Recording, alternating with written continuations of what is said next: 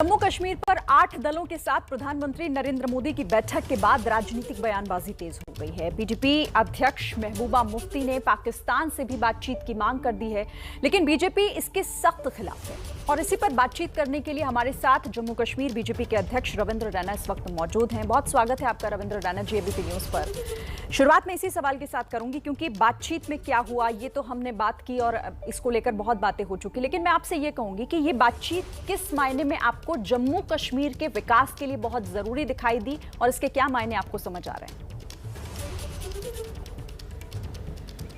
देखिए श्रीन जी, जम्मू कश्मीर के संदर्भ में जो माननीय प्रधानमंत्री मोदी साहब ने ऑल पार्टी मीटिंग बुलाई थी, उस मीटिंग में सभी जम्मू कश्मीर के वरिष्ठ नेताओं ने भाग लिया। और सबसे बड़ी खूबसूरत बात यह रही कि माननीय प्रधानमंत्री जी ने जम्मू कश्मीर के सभी वरिष्ठ नेताओं से ये आह्वान किया है कि हम सबको मिलकर दिलों की दूरियां मिटानी होंगी और हम सबको मिलकर दिल्ली की दूरियां मिटानी होंगी। इसके मायने साफ हैं कि प्रधानमंत्री नरेंद्र मोदी साहब का ये कहना है कि भारत सरकार ने हमेशा दिल खोल कर जम्मू कश्मीर की जनता की विकास के लिए कार्य किया है, जम्मू कश्मीर की जनता की चिंता की है। माननीय प्रधानमंत्री जी ने कहा कि जम्मू कश्मीर उनके परिवार के जैसा है और जम्मू कश्मीर का हर एक नागरिक उनके लिए उनके परिवार के सदस्य के समान है। मोदी साहब ने कई वर्षों तक जम्मू कश्मीर के अलग अलग क्षेत्रों में संगठन का कार्य किया है। वो जम्मू कश्मीर की जनता को भलीभांति जानते हैं, जम्मू कश्मीर के लोग माननीय प्रधानमंत्री जी को अच्छे से जानते हैं।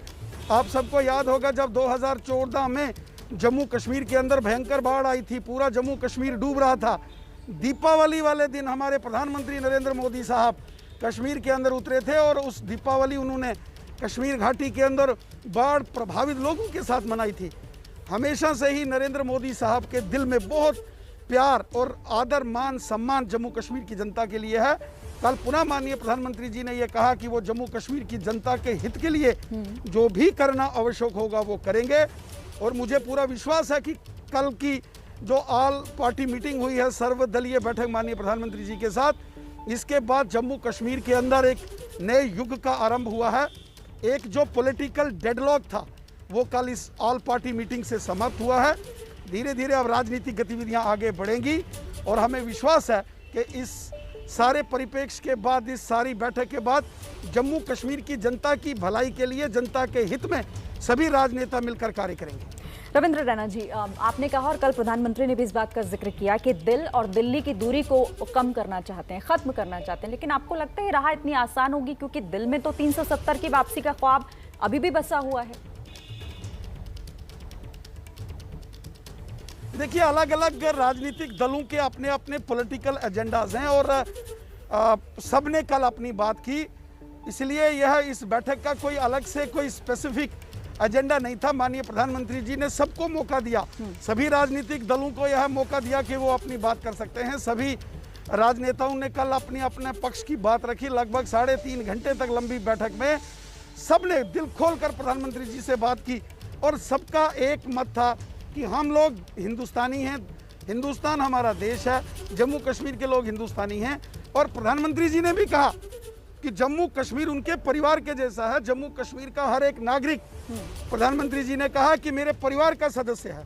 इसलिए कुछ लोगों के, ठीक है, राजनीतिक कुछ एजेंडे होते हैं, कुछ लोग 370 के साथ अभी भी रात को ख्वाब लेकर सोते हैं और जीते हैं, लेकिन वो एक इतिहास हो चुका है और इतिहास के पन्नों में वो अब घटना दर्ज हो चुकी है। अब हमको उस 370 से आगे बढ़कर जम्मू कश्मीर की जनता के हित के काम करने हैं। मैं आपके माध्यम से, एबीपी न्यूज़ चैनल के माध्यम से देश की जनता को एक बात कहना चाहता हूं, देश की जनता की जानकारी में एक बात लाना चाहता हूं। धारा 370 के कारण जम्मू कश्मीर के अंदर आतंकवाद, अलगाववाद और पाकिस्तान की मानसिकता को जन्म दिया गया। जिस आतंकवाद ने लाखों बेगुनाह लोगों की वहां हत्याएं की, पाकिस्तान ने इस धारा 370 की आड़ में अंतर्राष्ट्रीय स्तर पर हमारे खिलाफ षड्यंत्र किए। धारा 370 के कारण जम्मू कश्मीर के अंदर जो राष्ट्रवादी शक्तियां थी उनको हमेशा तकलीफें और कष्ट सहना पड़ा। चाहे जम्मू संभाग के डोगरे हैं, रेफ्यूजीज़ हैं, पश्चिम पाकिस्तान के रेफ्यूजीज़ हैं, पीओजेके के रेफ्यूजीज़ हैं, दलित समाज के शेड्यूल कास्ट कम्युनिटी के लोग हैं, गोरखा हो, वाल्मीकि हो, गुज्जर और बकरवाल कम्युनिटी जो 100% मुसलमान लोग हैं उनके साथ अन्याय हुआ और धारा 370 ने किया। जम्मू कश्मीर के अंदर एक बहुत बड़ा राष्ट्रवादी सेक्शन है, पहाड़ी कम्युनिटी के लोग जो रजौरी, पुंछ, कुपवाड़ा और बारामूला डिस्ट्रिक्ट के अंदर बसते हैं, सच्चे हिंदुस्तानी हैं। इस पहाड़ी कम्युनिटी में 80% से ज़्यादा लोग मुसलमान हैं। उनको 70 साल अधिकार नहीं दिए गए। महिलाओं को, जम्मू कश्मीर की बेटियों को धारा 370 ने हक नहीं लेने दिया। जम्मू कश्मीर में भ्रष्टाचार विरोधी कानून लागू नहीं होने दिए। जम्मू कश्मीर में धारा 370 के कारण national human rights commission, women commission, SC/ST commission जैसे महत्वपूर्ण ये कहते हैं कानून रविंद्र लागू बनर्जी नहीं जो थे, आप कह रहे हैं ना, इंस्टीट्यूशन नहीं थे। उनका ये कहना है कि आपने तो जो एक विशेषाधिकार था जम्मू कश्मीर की जनता का वो उनसे छीन लिया। खैर, आप पाकिस्तान की बात कर रहे थे तो मैं यहाँ पर महबूबा मुफ्ती का जिक्र करना चाहती हूँ। वो तो अभी भी चाहती हैं कि एक हाथ पाकिस्तान का पकड़ कर रखा जाए, बातचीत की अभी भी हिमायती है। देखिए, बंदूक और बातचीत कभी दोनों साथ साथ नहीं चल सकती। अगर बंदूक चलेगी तो बंदूक का जवाब बंदूक से होता है। पाकिस्तान अगर हमला करेगा तो पाकिस्तान को हमले के जवाब में पाकिस्तान को लहूलुहान होना पड़ेगा। पाकिस्तान ने उड़ी के अंदर हमला किया तो भारत की सेना ने सर्जिकल स्ट्राइक घुस के POK के अंदर आतंकी कैंपों को ध्वस्त किया। पाकिस्तानी आतंकवादियों ने पुलवामा में आतंकी घटना की, हमारी देश की वायुसेना ने घुस के बालाकोट के अंदर एयर स्ट्राइक की। पाकिस्तान जिस भाषा को समझता है हम पाकिस्तान को उसी भाषा में समझाएंगे। बंदूक और बातचीत कभी एक साथ नहीं चल सकती, गोली और बोली कभी एक साथ नहीं चल सकती। पाकिस्तान के साथ वार्ता तभी संभव है जब पाकिस्तान भारत के खिलाफ इस आतंकवाद के छद्म युद्ध को बंद करेगा। आतंकी शिविरों को पाकिस्तान अगर बंद नहीं करेगा, भारत के खिलाफ षड्यंत्र करना बंद नहीं करेगा तो पाकिस्तान के साथ कोई बातचीत नहीं हो सकती। वार्ता और बंदूक कभी एक साथ आगे नहीं बढ़ सकती। रविंद्र रैना जी, डीलिमिटेशन को लेकर भी बात की जा रही है लगातार, लेकिन अब क्या लग रहा है आपको, क्योंकि बाकी जो वहां पर राजनीतिक दल है उनके सहयोग के बिना ये पूर्ण नहीं हो पाएगा। क्या पैमाना, किस तरीके का रोड मैप आप देख रहे हैं और कैसे ये मुमकिन होगा आगे? देखिए, डीलिमिटेशन कमीशन का गठन कर दिया गया है। पिछले 2 साल का लगभग पीरियड हो गया है। चूंकि कोरोना वायरस महामारी के चलते लॉकडाउन के कारण डीलिमिटेशन कमीशन के सदस्य जम्मू कश्मीर का दौरा नहीं कर पाए। अब हालात सामान्य हो रहे हैं। बहुत जल्द डीलिमिटेशन कमीशन जम्मू कश्मीर के अलग अलग क्षेत्रों में जाएगा। वर्चुअल अभी मोड पर बैठकें हो रही हैं। कल भी इस बैठक में इस विषय पर चर्चा आई कि डीलिमिटेशन कमीशन को जल्द अपना कार्य पूरा करना चाहिए। जम्मू कश्मीर में अभी सीटों की हदबंदी होनी है।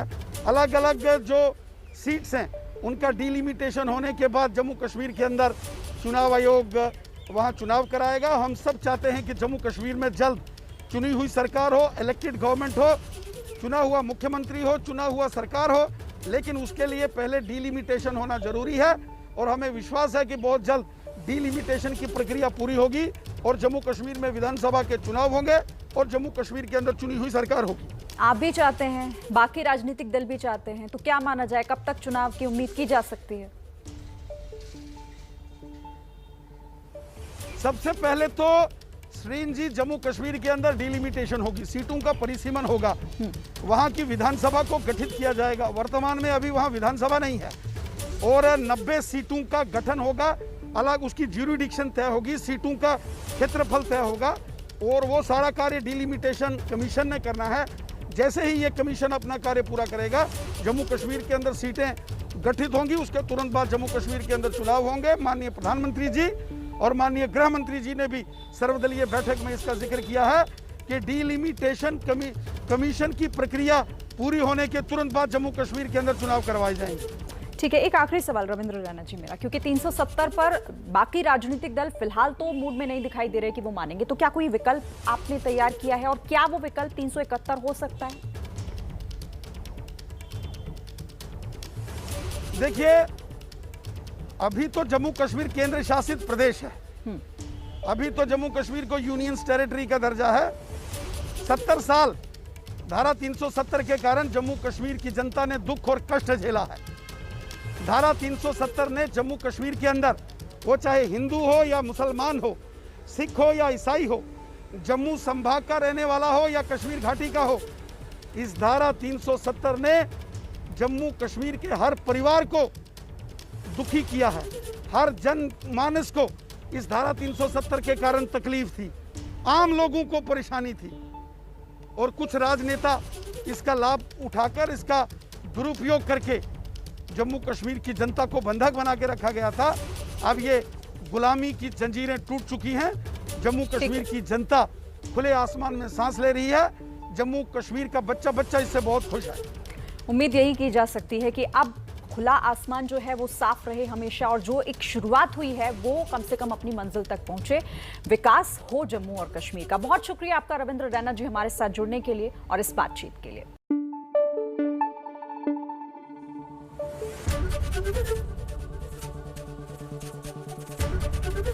एबीपी न्यूज आपको रखे आगे।